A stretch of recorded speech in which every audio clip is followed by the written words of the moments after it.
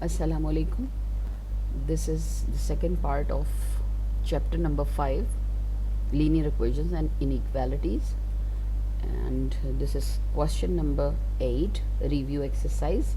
If v is equal to 4 by 3 pi r cube, find part 1 the value of v when r is equal to 7, and part 2 the value of r when v is equal to 113 whole 1 upon 7, and we need to take pi to be 22 upon 7. Okay, so let's get started this question. First let me write solution, and there are two parts. First I will write the equation in which we need to put the value, okay, pi r cube. Here you can see that there are two variables. Pi is not the variable, pi is acting as a constant over here. Okay, the value of pi is 22 upon 7, and here the variables are, let me show it with red color. This is the variable and this is also the variable. There are two variables in this equation. If we will put the value of r, we can find out the value of v, and if we will put the value of v, we can find out the value of r. Okay, so part 1, first we will solve. We need to find out the value of v when r equals 7. Now I will put the value of r over there in order to find out the value of v. What is r? This is 7. Okay, and cube is there, so I will write cube. So this is 4 by 3, and the value of pi to be 22 upon 7, so I will write here 22 upon 7, and I will multiply 7 3 times. Okay, 7 will be cancelled, and there is no more cancellation. 4 2s are 8, 4 2s are 8, multiplied by 7 and divided by 3. Okay, so let me do it. This is my working area. This is here working, and let me solve it over here. I will multiply 88 by 7, 56. 7 8s are 56, that is 616. Again I will multiply it by 7, and this is 7 1s are 7, 11, 43. Okay, this is 4412, 312, sorry, divided by 3.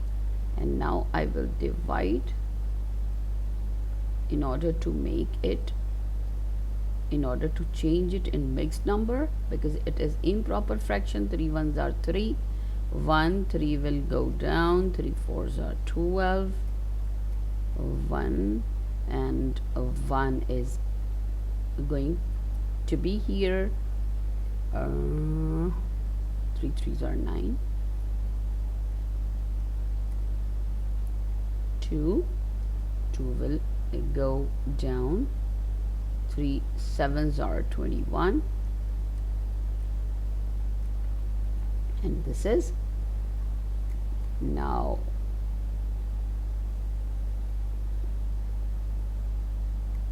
41337 whole 1 by 3. This is the answer of first part. I have taken out the value of v over here, and now second part, this is, you need to find out the value of r, and the value of v is 113 whole 1 by 7. Okay, so our equation was v equal 4 upon 3 pi r cube. Okay, now we are interested in taking out the value of r, so I will put the value of v over there, which is given in the question. like this, and this is 4 by 3 pi r cube. Okay, so let me change it into first, because we are interested in r cube. Okay, so what will you do? We will replace left hand side by right hand side, यानी ये पूरा का पूरा उठा के हम इधर लेकर आ जाएंगे. तो what it would be, there would be no change in sign, keep it in your mind. Okay, so this is 113 whole 1/7. 4 by 3, I will put the value of pi 22/7 r cube is equal to, and what about 8? 4 2s are 8, 4 2s are 8, 3 7s are 21, r cube equals 792/7, and that would be flipped on right hand side. ठीक है, 792/7, 21/88. 7 1s are 7, 7 3s are 21. r cube is equal to 3 9s are 27. Okay, and now we will, because we are interested in the value of r, not r cube, so we need to take cube root of the both ends. That would be like this. वो कौन सा number है जिसको 3 times multiply करें तो 27 आए? This is 3. Okay, and that would be like this. r, the value of r is 3. And now this is question number 9. Okay, let's get started. Solution: n minus 2y equals 3y minus n upon m, and the value of y is equal to 5, value of m equals -3, and we need to find out the value of n. Okay, so now I will put the values. n minus 2, y means I will put 5 over there, equals 3, y means 5, minus n as it is, and m is -3. All the values we will be putting inside the brackets. This is 2 5s are 10, equals 15 minus n upon -3. And now what will we do? I will multiply the whole equation by -3. -3 multiplied by n, -3 multiplied by 10, and -3 multiplied by 15 minus n upon -3 will be cancelled by -3. This is -3n, and what it would be, 3 10s are 30, and minus minus plus equals 15 minus n. Okay, इसको हमें bracket में रख लेना चाहिए था. जब भी group of number हो, we need to put it inside the bracket. अब इधर ज़रूरत नहीं है, so I will open the bracket as 15 minus n minus 3n plus n. Okay, 15 minus 30, that is minus 2n. This is minus 30, this is 15. Okay, and minus minus will be cancelled. 15 upon 2, that is 2 7s are 14, and 1. This is your answer. You can verify your answer by putting this value in your original equation. You will get the left hand side and right hand side both would be equal if you will put all the values in this equation. So this is question number 9, and after that this is question number 10. Find two consecutive odd numbers. Okay, consecutive odd numbers. Consecutive means one after another, जिस तरतीब में वो लिखे जाते हैं. Okay, यानी अगर odd number की बात करें तो after 1 that would be 3, then 5, then 7. Okay, तो इसी तरतीब में जब आप इसको लिखते हो, इसी ऑर्डर में लिखते हो, it is called consecutive odd numbers. These are called consecutive odd numbers such that the sum of the greater number, उनमें से जो बड़ा नंबर है, and 5 times the smaller number is 92. Okay, so let's get it started. Solution: the smaller number b, because there would be two numbers, smaller number b x, जो दो numbers हैं जब हम उसको ऐड करेंगे तो किस तरह ऐड किया जाएगा कि उसमें से जो ग्रेटर नंबर है उसको और 5 times of the smaller number, जब आप दोनों को ऐड करते हो तो वो 92 के इक्वल आ जाता है। तो हम उसमें से स्मॉलर नंबर को सपोज कर लेते हैं, this is x, and the greater number b,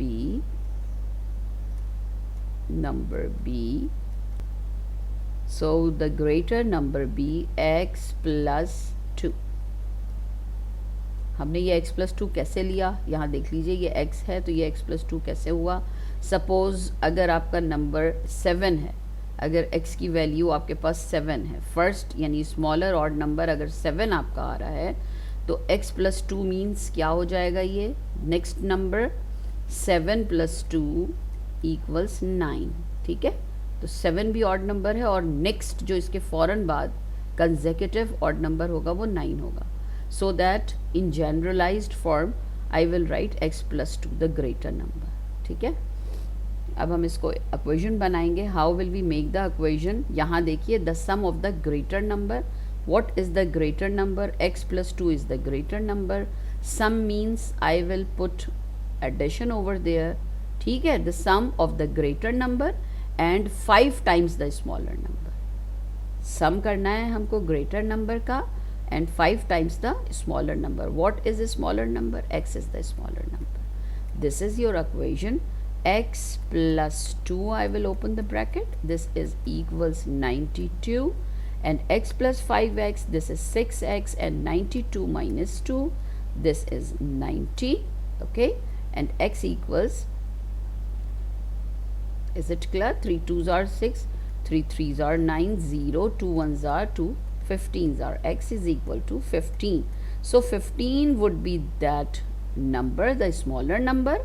देख लीजिए, this is an odd number. Smaller number क्या बना आपका? Smaller number, this is 15। हमने यही सपोज किया था। यहाँ देखिए, स्मॉलर नंबर क्या था? x था। यहाँ क्वेश्चन मार्क हमें शुरू में ही डाल देना चाहिए, because we need to find out both of the numbers. x भी मालूम करना था, स्मॉलर भी मालूम करना था, ग्रेटर भी। तो smaller number is 15, and what about greater number? Let me write it. Greater number is equal to x plus 2. यहाँ देखिए, this is x plus 2. So we will put the value at 15 plus 2 is equal to 17. You can see that there are two numbers. The smaller number is 15, the greater number is 17. If you will add, कि आपको smaller number लेना है और 5 times smaller number लेना है, you need to multiply 5 times the smaller number, okay, and the greater number. What is the greater number? Greater number is 17. ये हम verification कर रहे हैं, ठीक है। 17 as it is 75, and that would be 92. Here 92, and that is also 92. तो इसका मतलब ये है कि आपका आंसर बिल्कुल ठीक है। Now this is next question, question number 11। Let's read this question first. Object A is 5 kg, पहले इसको समझ लेते हैं। 5 kg heavier, object A is 5 kg heavier than object B, यानी ऑब्जेक्ट बी से जो आपका ऑब्जेक्ट ए है वो 5 kg हैवी है, यानी जितना भी मैस होगा ऑब्जेक्ट बी का उसमें हम ऐड कर लेंगे 5, तो हमारे 5 kg तो हमारे पास ए आ जाएगा। ओके, यानी ऑब्जेक्ट बी का जो भी मैस होगा, ऑब्जेक्ट बी का जो भी मैस होगा उसमें उसको हम उसमें +5 कर लेंगे, तो हमारे पास ऑब्जेक्ट ए आ जाएगा. Keep it in your mind. ठीक है. And the mass of object C, अगर मैं ऑब्जेक्ट सी का मास निकालने की कोशिश करूं, ठीक है, तो वो twice the mass of object A होगा. ऑब्जेक्ट ए होगा. ओके. तो मास ऑफ ऑब्जेक्ट ए कितना था, अभी हमने ऊपर निकाला है. दिस इज, ये हम एक रफ वर्क कर रहे हैं, थिंकिंग प्रोसेस चल रहा है. टू, ये हम यहाँ पर पुट कर देंगे. ओके. इसलिए कि ऑब्जेक्ट ए का मास क्या है, this is the mass of object A. तो two object of A, mass of object A कैसे लिखा जाएगा, ऑब्जेक्ट बी प्लस 5. ओके. ये हमने अपना एक रफ वर्क कर लिया है राइट हैंड साइड पे. Now I am going to make the equation, and but before that, solution. Okay, let the mass of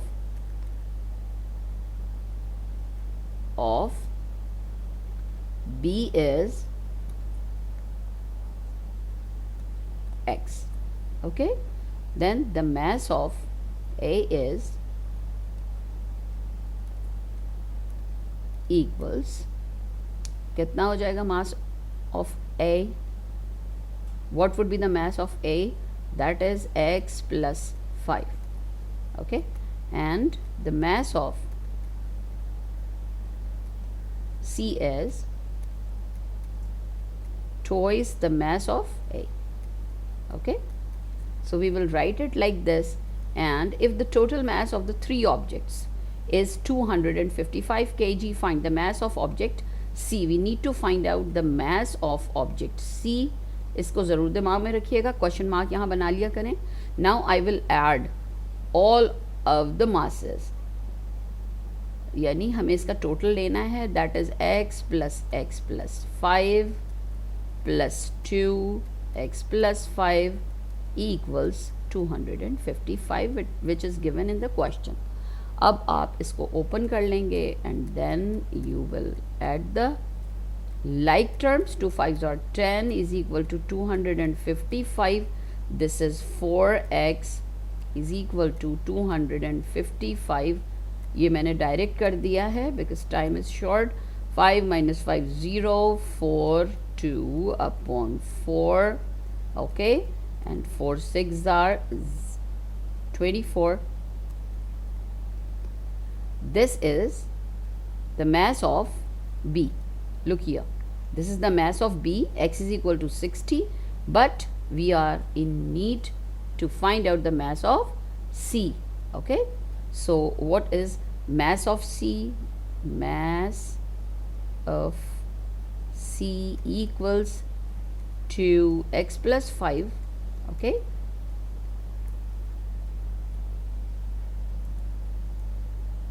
to x plus 5. How will we write it? To the value of x is 60 plus 5, that is 265, 130 kg. Mass of C is 130 kg. You can find out mass of A also. After adding it, that would be 65, this is 60, and this is 130 kg. ठीक है. अगर आप इन तीनों को plus कर लोगे तो your answer would be 255.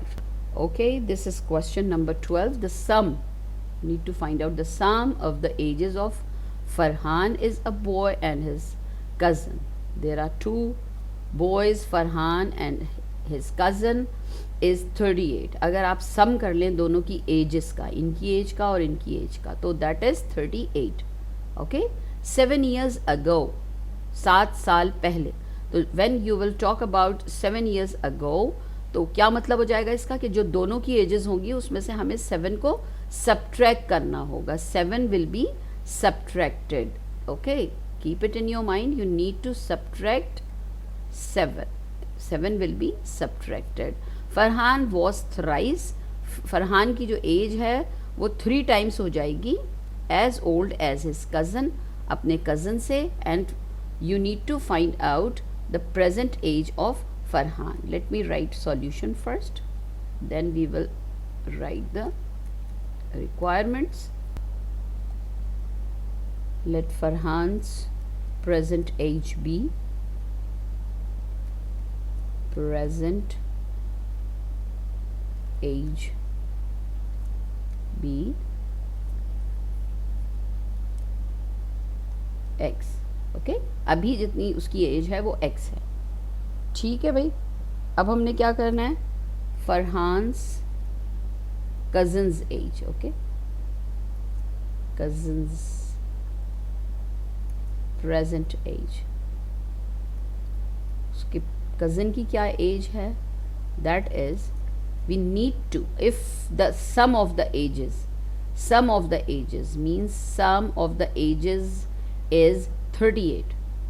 ठीक है, sum of the ages is 38. यहाँ बताती हूँ आपको.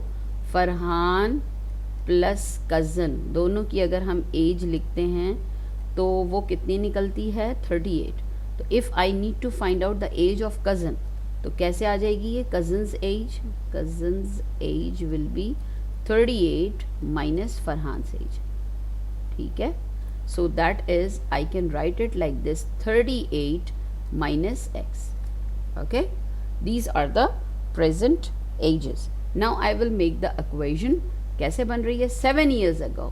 7 years ago फरहान की एज क्या बन जाएगी, let me take the red one, -7 and the age of cousin दोनों में से माइनस कर देंगे तो आपकी 7 साल पहले की दोनों की एजेस आ जाएंगी. These are not present ages, these are not present ages. Present age x और 38 माइनस एक्स थी. अब हम उनकी एज निकाल रहे हैं 7 years ago, तो वो आपकी आ जाएगी x minus 7 and 38 minus x minus 7. Okay, ये 7 साल पहले की एजेस हैं. फरहान वॉज थ्राइस, 7 साल पहले अगर मैं यहाँ इसको लिखूं x, 7 साल पहले x माइनस 7. ठीक है, ये किसकी एज है, x minus, this is x minus 7. This is the age of Farhan 7 years ago. इन्होंने कहा है फरहान की एज जो है वो थ्राइस है, as old as his cousin. इसकी कज़न की जितनी एज है फरहान की एज 3 times हो जाएगी. ठीक है, तो हम कज़न की एज को 3 times मल्टीप्लाई करेंगे.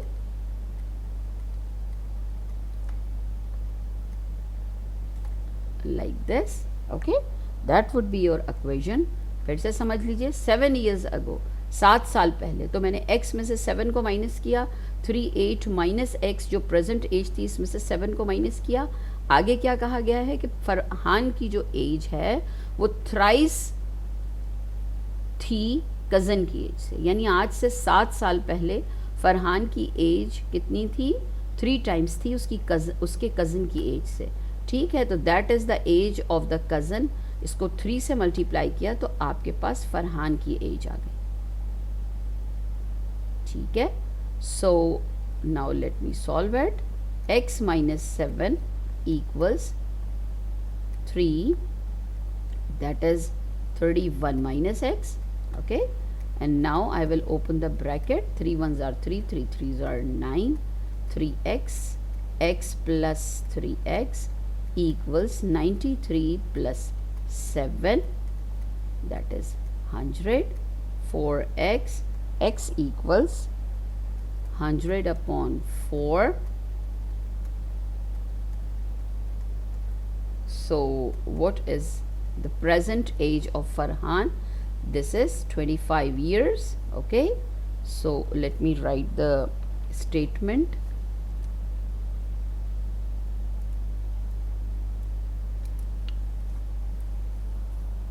Farhan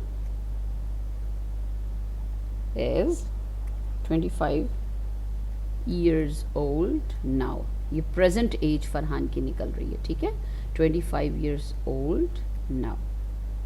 ठीक है, so this is the answer of the question. Now next question. Now let's get started. Question number 13. Let me read first. Nora is twice as old as Raj. यानी राज की जो भी as हो उससे double as है Nora की. अगर हम इसको सपोज कर लें कि राज की एज x है तो नोरा की एज कितनी बन जाएगी, 2x हो जाएगी. Okay, and half as old as Ishaan. Ishaan is a 3rd boy. Nora की एज जो है वो हाफ है ईशान से, यानी ईशान की जो भी एज होगी उसको हम अगर डिवाइड कर दें 2 से उसको हाफ कर लें तो आपके पास किसकी एज आ जाती है, नौरा की एज आ जाती है, ठीक है। यानी नौरा की एज अगर आप देखें तो अभी क्या है, नौरा की एज है 2x, ओके। नौरा की एज है 2x और अगर हम ईशान की एज को 2 से डिवाइड कर दें तो हमारे पास नौरा की एज आ जाती है, ठीक है। इन 22 ईयर्स टाइम, 22 ईयर्स में Ishaan will be twice, Ishaan की जो भी एज है वो टॉइस हो जाएगी as old as Raj, Raj की एज से, ठीक है। We need to find out the age, present age of Nora, ठीक है। So let's get started. Solution and let Raj present age be x years. अभी मैंने आपको बताया कि हम राज की एज को x सपोज कर लेंगे। Let Raj age, present age, not only the age, present age be x, okay. So what would be the present age of Nora?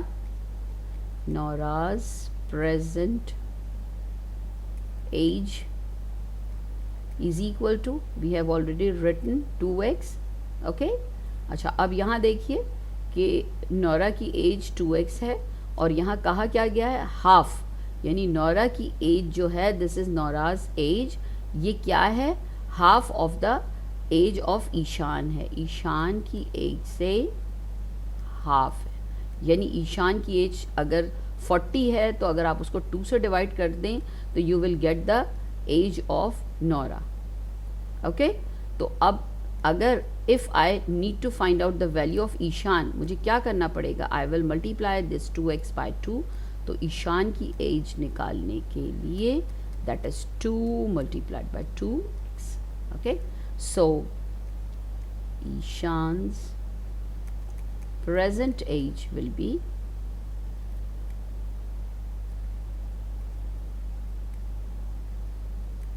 2 multiplied by 2x, okay, and what it would be, 4x. So we have taken out all the present ages of 3 kids, Raj, Noraz and Ishans, ठीक है।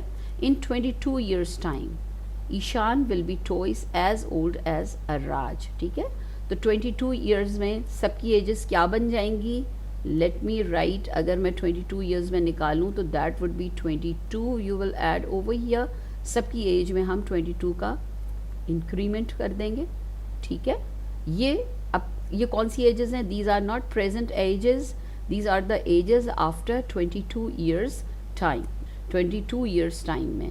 ये आप इसको mention नहीं करेंगे, red colour, I am mentioning it over there ताकि आपको समझ में आ सके, ठीक है। तो ये after 22 years, these are the ages of Raj, Noura's and Ishaan's, ठीक है। अब इन्होंने कहा है ईशान की एज जो है वो टॉइस हो जाएगी राज की एज के, ओके, टॉइस हो जाएगी राज की एज के। तो जो भी राज की एज है उसको हम पहले टॉइस करेंगे, 2 से मल्टीप्लाई करेंगे। What is the age of Raj, x plus 22, उसको हम टॉइस करेंगे और टॉइस करने के बाद एज किसकी एज के बराबर आ जाती है, ईशान की एज के। What is Ishaan's age, 4x plus 22, यानी 22 ईयर्स गुजरने के बाद ईशान की age, this is the age of Ishaan after 22 years, this is the age of Raj after 22 years, और जो एज ऑफ ईशान है वो टॉइस हो जाएगी, twice of age of Raj. This is the equation, ठीक है। अब हम इसको कैसे सॉल्व करेंगे, 4x plus 22 equals 2x plus 44, 4x minus 2x equals 44 minus 22 equals 22, 2x, x equals 22 upon 2, ones are, x is equal to 11. What was the age x? That is the present age of Raj. ये राज की present age निकल गई है, but we are interested in the age of Nora. हम इनकी as में interested थे। तो नौरा की प्रेजेंट एज क्या है, Noura's present age is 2x. okay, not 2x plus 22, this is 2x. तो ये 2x क्या बन जाएगी, 2 multiplied by 11, that is 22 years. okay, this is your answer. Now I will rub all this. हम इसको जो है वो यहाँ से रब कर देंगे, इससे कि ये आपको लिखने की ज़रूरत नहीं है, ये सिर्फ आपको आपकी अंडरस्टैंडिंग के लिए था. A man has 25 sweets. 25 sweets. A man has 25 sweets. 25 sweets है, and his son has 55 sweets. Okay. Find the number of sweets. हमें find out करना है number of sweets that the man has to give to his son. हमें number of sweets मालूम करनी है which the man will give to his son. ठीक है, जो वो अपने बेटे को देगा. सपोज कर लेते हैं हम वो स्वीट्स x हैं. Okay, that his son would have 4 times, उसके बेटे के पास 4 times as many sweets as him. उसके पास जितनी स्वीट्स थी उससे 4 टाइम्स उसके पास स्वीट्स उसके बेटे के पास बढ़ जाएंगी, 4 टाइम्स इंक्रीमेंट हो जाएगा. Okay, so let's get started the question solution. Okay, man has 25 sweets. okay, sweets, and son has 55 sweets. Now find the number of sweets that the man has to give to his son. अगर वो अपने बेटे को sweets दे देता है, कितनी sweets दे देता है, 5 स्वीट्स. यहाँ हम लिख देते हैं, sorry not 5 sweets, x sweets. इसमें से हम x को माइनस कर देंगे. ठीक है, इसलिए कि वो अपने बेटे को x स्वीट्स दे रहा है और उसका बेटा x स्वीट्स ले रहा है, तो that would B 55 plus x. Okay, जो मैन है वो दे रहा है और उसका जो सन है वो ले रहा है, so that x would be subtracted from the sweets of man and x will be added in the sweets of son. ठीक है, has to give his son so that his son would have 4 times.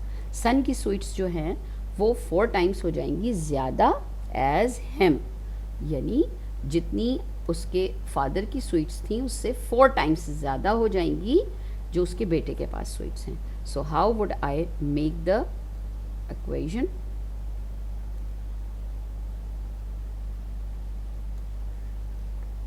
(25 minus x), 25 minus x, we will multiply it by 4.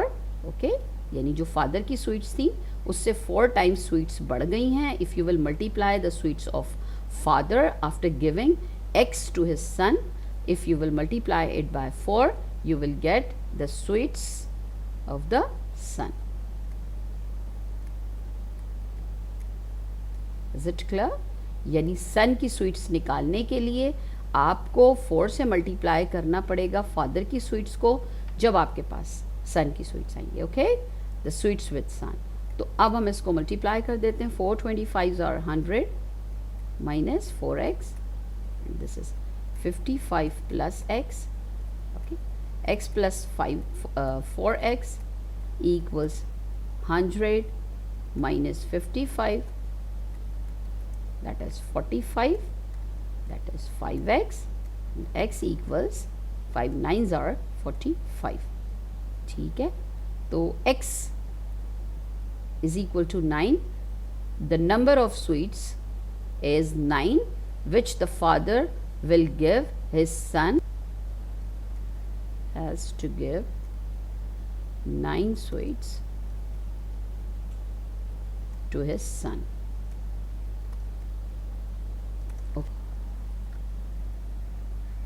Let's get started. Question number 15.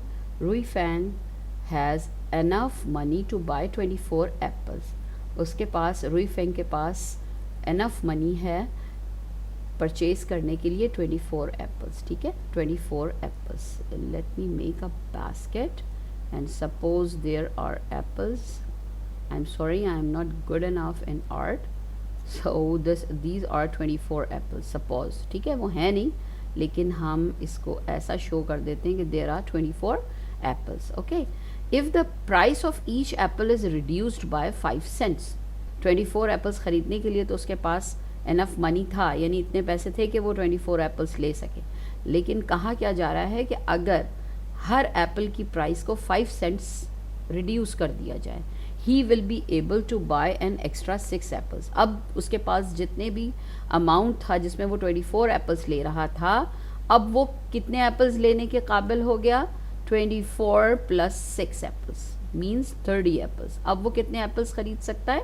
30 apples. लेकिन हर apple की जो value है वो 5 cents कम हो गई है। Find the original price of each apple. यहाँ क्या लिखा है? To buy an extra 6 apples with the same amount of money. यहाँ भी वही अमाउंट था जो यहाँ पर अमाउंट था। ओके, यहाँ आपके पास एप्पल्स जो हैं वो 6 एप्पल्स ज़्यादा हो जाएंगे। ओके, और वही सेम अमाउंट और यहाँ भी सेम अमाउंट। जब आपका रिड्यूस हो गया 5 cents reduced, amount of each apple is reduced by 5 cents. ठीक है, अब मुझे क्या मालूम करना है? We need to find out original price of each apple. हर एप्पल की ओरिजिनल प्राइस निकालनी है ईच एप्पल। तो वो अगर हम सपोज कर लेते हैं कि x है। Now let's get started. ये बहुत अच्छा तरीका है। First of all you need to understand properly the question, then you should solve. यहाँ हम लिखेंगे, let's get started. This is let the original price of each apple is x. okay, अब अगर हम 24 एप्पल्स की प्राइस निकालें, 24 apples की, तो what it would be? the price of 24 apples, we need to multiply number of apples, ठीक है, the price of apples by number of apples, ठीक है, 24x. These are number of apples and this is the price of each apple. जब हम 24 को x से multiply कर देंगे तो टोटल प्राइस ऑफ 24 एप्पल्स आ जाएगी। ठीक है, so now if the price of each apple is reduced by 5 cents, अगर हर एप्पल की प्राइस रिड्यूस हो जाए, x माइनस 5 हो जाए, I can write it by red colour over here. अगर इसमें से 5 को सब्ट्रैक्ट कर दिया जाए, ठीक है, तो वो मज़ीद कितने एप्पल्स खरीद सकेगा? 6 मोर एप्पल्स खरीद सकेगा। ओके, 6 मोर एप्पल्स। इसका मतलब अब नंबर ऑफ एप्पल्स क्या हो जाएंगे? 30 हो जाएंगे। एंड प्राइस ऑफ एप्पल क्या हो जाएगा? x minus 5 each price. Okay, price of each apple now it is reduced by 5 cents, तो वो x माइनस 5 हो गया और टोटल एप्पल्स हमारे पास अब 30 हो गए हैं। I should write it like this, wait for some moments. The price is the price of each apple is reduced by 5 cents, so that is x minus 5। ये new price है। हर Apple जो है वो x माइनस 5 प्राइस रख रहा है, x minus 5 rupees and what ever the dollars. ठीक है, x माइनस 5। अब हमने क्या करना है? Now the number of apples, now number of apples equal 24 plus 6, okay, which is 30. Total 30 apples हो गए हैं. It means that x minus 5 is the price of each apple now and the number of apples are 30 now. कैसे करेंगे अब हम? अगर हमें निकालनी है 30 apples की प्राइस अब, तो now the price, the new price, the new price of 30 apples 30 multiplied by x minus 5. Okay, this is the new price of 30 apples. अब कहा क्या जा रहा है, with the same amount of money. दोनों तरफ जो आपके पास amount of money है वो same है. जब एक एप्पल की वैल्यू x थी, ठीक है, और 24 एप्पल्स की जो अमाउंट थी वो 24x थी. It means that this and this will be equal the value of 24 apples before reducing 5 cents and the number of the price of apples after reducing the 5 cents. तो ये दोनों आपस में इक्वल हो जाएंगे. I will write it like this: 24x equals 30x minus 5. Now find out the value of x. 30x minus 150, 24x minus 30x equals negative 150. 6x of negative is equal to negative 150. Negative negative cancelled, and this is x is equal to 6 2s are 12, 5s are 30. X is equal to 25, and we need to find out in the beginning value of x, means original price of each apple. तो हर apple की price जो है वो $25 और rupees और what ever, that would be the price of the original price of each Apple. So you will write original price of each Apple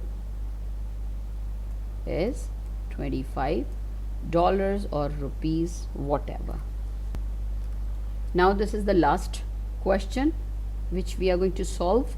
Question number 17. The numerator of a fraction is, we are talking about the numerator. Okay, so this is the numerator of a fraction is, numerator I am showing it by n, is 2 less than its denominator. Whatever is the denominator, okay, whatever is the denominator, numerator will be 2 less than the denominator. ठीक है, तो अगर हम denominator को x suppose कर लेते हैं तो आपका न्यूमरेटर क्या बन जाएगा, x minus 2. Okay, if 3 is subtracted from the numerator, अगर न्यूमरेटर में से 3 को सब्ट्रैक्ट कर दिया जाए and from the denominator, denominator में से भी, the new fraction obtained is 3/4. तो what ever your answer would B equal 3/4. ठीक है, कितना आसान है ये, x minus 2 minus 3 upon x minus 3 is equal to 3/4. This is your thinking process which you have done. Now let's get started the question solution. Word problem में यही बात होती है कि अगर आप उसको अच्छे तरीके से अंडरस्टैंड कर लेते हैं तो that is very easy for you to solve it. Okay, equation बन गई है तो आपको सॉल्व करना बहुत आसान हो जाता है. Let the value of denominator be